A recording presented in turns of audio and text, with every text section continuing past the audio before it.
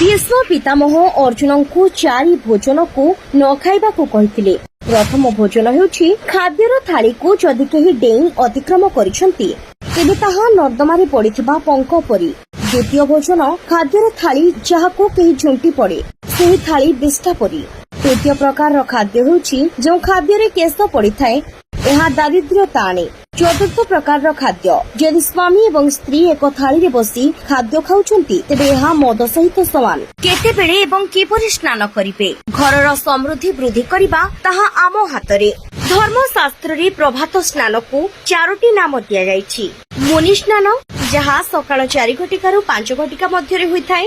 देवस्नान जहा सकाळ 5 घटिकारु 6 घटिका मध्यरे होइथाय। मानव स्नान जहा सकाळ 6 घटिकारु 8 घटिका मध्यरे होइथाय। दानव स्नान जहा सकाळ 8 घटिका परे करा जायथाय। मुनि स्नान सर्वोत्तम, देवस्नान उत्तम अटे, मानव स्नान स्वाभाविक अटे, दानव स्नान निषेध।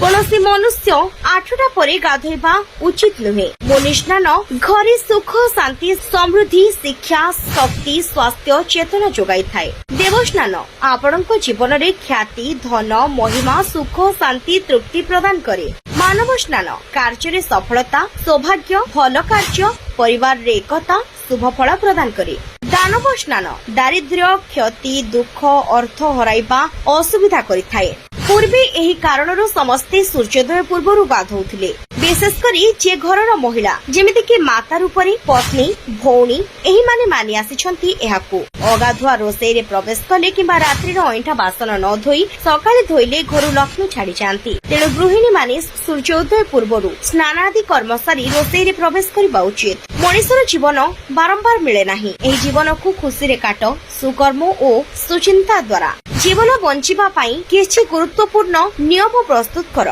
मने रख संस्कृति न देई सुविधा देबा हेउछि पिलांको पतनर कारण। जदि आपण पिलामानंकु सुविधा न देबे तेबे सेमाने किछि समय पाई कांदिबे, किंतु जदि रीतिनीति वा संस्कृति न देबे तेबे सेमाने सारा जीवन कांदिबे। निज आंगुठीर नाम जानन्तु। निज आंगुठीर छोट आंगुळीरु आरंभ करन्तु। जल पृथ्वी आकाश वायु अग्नि एहाकु नेई आमर जीवन। 5टी स्थान रे हसिबा लक्षे पाप सहित समान। प्रथम होछि शवदाह, द्वितीय रे शव यात्रा पछरे जिबा बेले, तृतीय रे शोक पालन बेले, चतुर्थ रे मंदिर रे पूजा करिबा बेले एवं पंचम रे ज्ञान आहरण बेले। केवल थरे पठांतु अनेक लोक एही पापरु रक्षा पाइबे। आपण एकाकी भगवान को भजन करंतु। विरक्ति हेउछंती कि पुस्तक पढ़ंतु। दुखित अछंती कि कहानी पढ़ंतु। आपण चिंतित अछंती कि भगवत गीता पढ़ंतु। रामायण गीता इत्यादि हिंदू ग्रंथ गुड़िक शुणिबा एवं पढ़िबा द्वारा मन शांत रहे।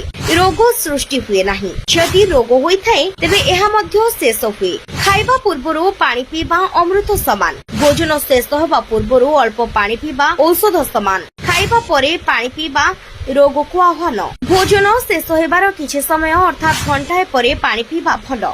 सकाळु गोटिए आत वैद्यर आवश्यकता नाही। दिन रे 5टी बादाम कर्कट रोगर आशंका नाही। दिन को गोटिए लेबू पेट बढ़िबार आशंका नाही। प्रतिदिन 12 ग्लास पानी मुहरे व्रण समस्या हेबो नाही। प्रतिदिन 4टी काजू बादाम भोक बेसी हेबो नाही। प्रतिदिन मंदिर को जांतु। मुह पाई मधुर जल, मन पाई गीतांक कथा, स्वास्थ्य पाई जोग, बापा मां को कथा सदैव मानन्तु।